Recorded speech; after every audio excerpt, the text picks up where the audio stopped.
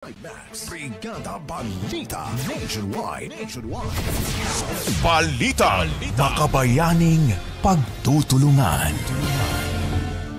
Mga kabrigada, taos-pusong nagpapasalamat sa One Tahanan Party List, Brigada News FM Cagayan de Oro at sa mga tagapakinig ng brigada ang dalawang lalaki matapos mabigyan ng cash assistance. Unang nabigyan ng financial assistance si Rani Donggian para sa pagpapagamot ng kanyang 4 na taong gulang na anak na babae matapos pong mabiktima ng hit and run sa motor sa Barangay Lumbia, lungsod ng Cagayan de Oro.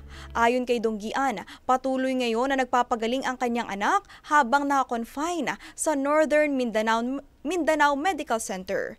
Nais ngayon ng ama ng bata na makarecover ang kanyang anak mula sa mga sugat na natamo nito matapos ang insidente. Samantala, natulungan naman natin ang isang 21-year-old na lalaki na si Mac Leonil Lamayo na taga Hasahan, Misamis Oriental na matagal nang nagtitiis sa kidney failure at patuloy ngayon na sumasailalim sa hemodialysis. Ang tulong sa kanya ay mula rin sa One Tahanan Party List, Brigada News FM at mga masugid na tagapakinig ng brigada. Mga kabrigada, kami po sa Brigada News FM ay taos-pusong nagpapasalamat sa patuloy ninyong suporta para tayo'y makatulong kasama ang One Tahanan. Salamat sa lahat ng ating mga volunteers at mga nagbigay donasyon na bilang Pilipino nananatili pa ring buhay sa inyong mga puso ang ating makabayaning pagtutulungan.